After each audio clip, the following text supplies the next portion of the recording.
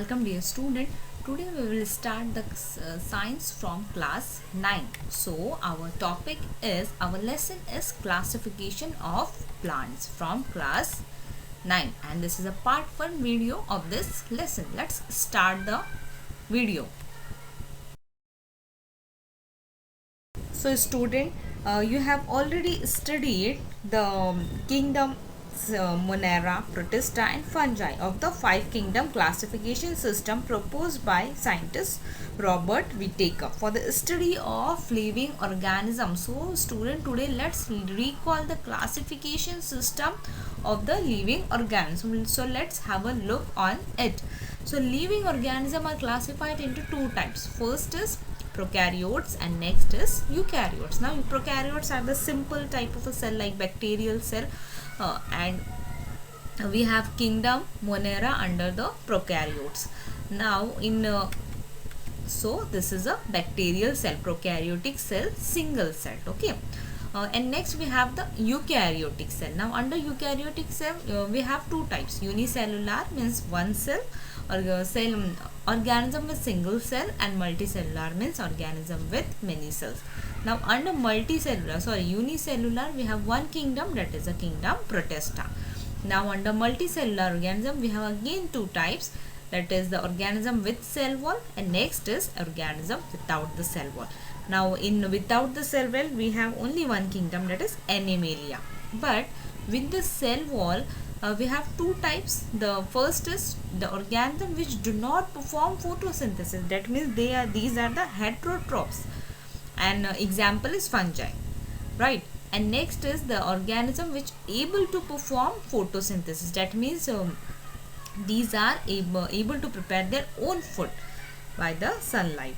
And example is plantae, that means plants, green plants which can prepare their foods. So this is a eukaryotic multicellular cell. So student, you can observe two types of cell, prokaryotic cell, bacterial cell, and next is eukaryotic cell, that is a multicellular. So now let's study the kingdom Plantae. So student, the group of autotrophic living organism having eukaryotic cells with cell wall is the group of plants. Now autotrophic means the organism or the plants which can prepare their own food in the presence of sunlight. So plants have become autotrophic. Why?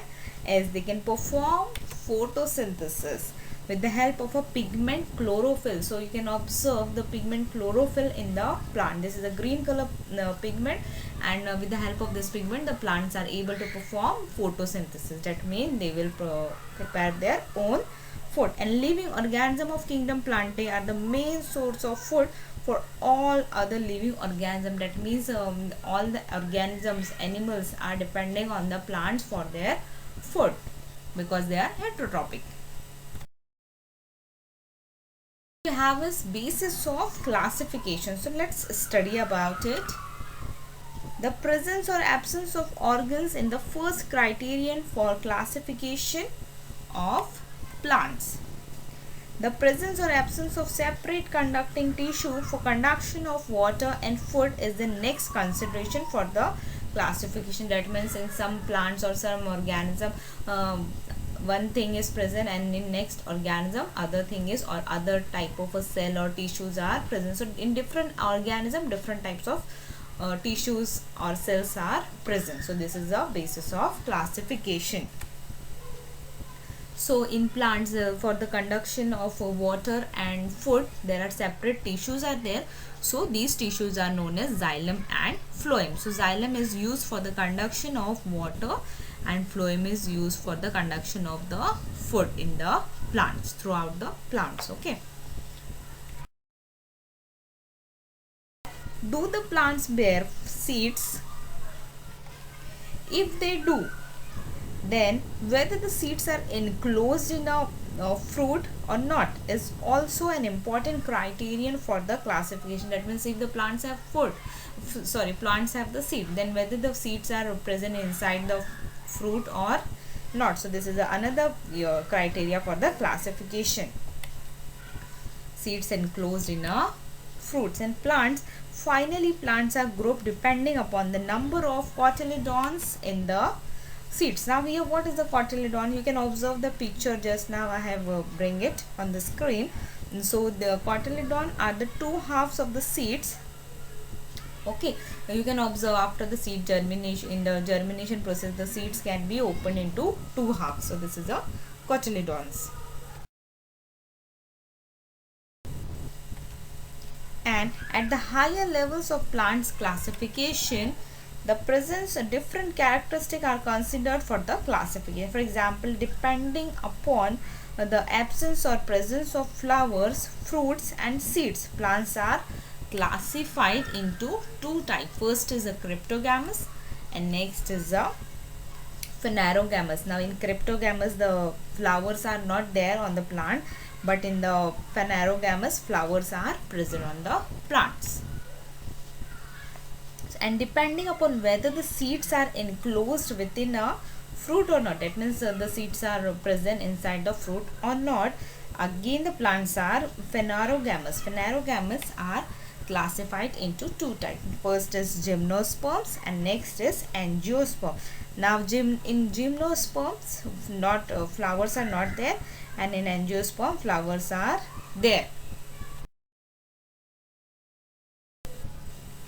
And student, angiosperm are further classified as monocots and dicots. Now here you can observe the picture of monocot and dicot. Wheat is example of monocot, that means the seed, only single seed is there, but in bean is the example of dicot, that means if the seed can be opened into two halves.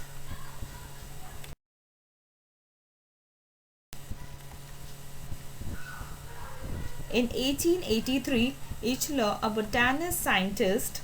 botanist classified the kingdom Plantae into two subkingdoms. As a result, two subkingdoms are cryptogamous and next is a phanerogamous were considered for the plant consideration. Now again here, cryptogamous means non-flowering plants and phanerogamous means flowering, the plants which can bear the flower. Now here we can study cryptogamous, one type of a classification of plants. So let's cryptogamous, we have divisions. So this is the first division, that is the Thallophyta. Let's study about it. So these plants grow mainly in water, and this group of plants which do not have specific parts like root, stem, leaves, flowers, but are autotrophic due to the presence of chlorophyll is called the algae. Now here in algae, we know in algae there is no roots, stem and leaves, flowers, none of the above is there, but still they can perform photosynthesis in the presence of pigment chlorophyll. That's why algae is called as a autotrophic plant.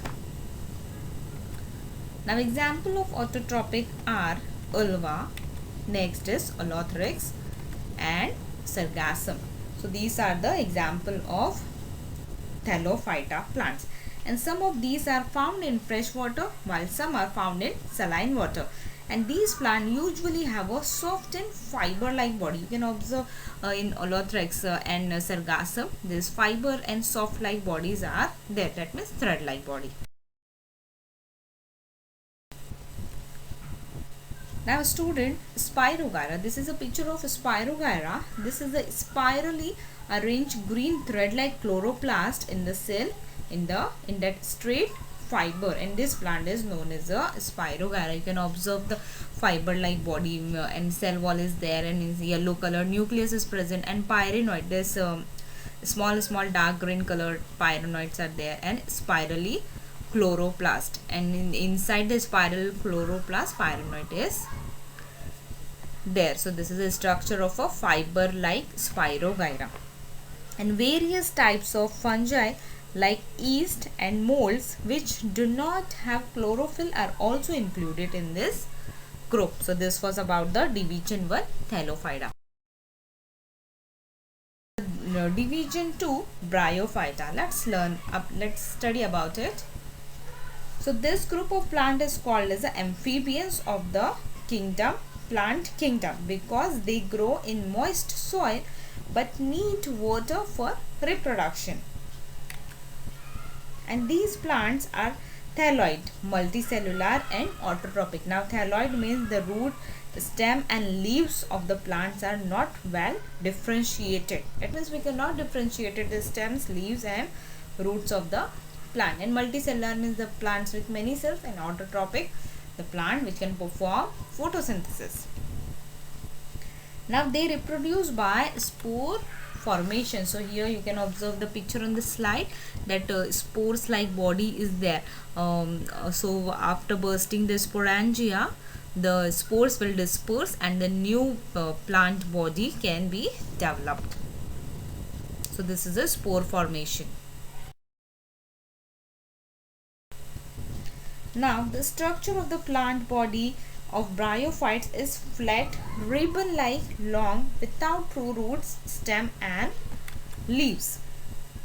And instead they have a stem like or leaf-like parts and root-like rhizoids. They do not have specific tissue for conduction of food and water. That means xylem and phloem are absent in these type of bryophyta. And examples are, we have funaria. You can hear in funaria you can observe the rhizoids. This small roots like structure is there. Next we have is Marchantia, and the ribbon like body is there. So these are the structure of the bryophyta. So student, here that's it about today's video. I hope you all have understood about this, and next part of the lesson we can continue in the next video. Thank you.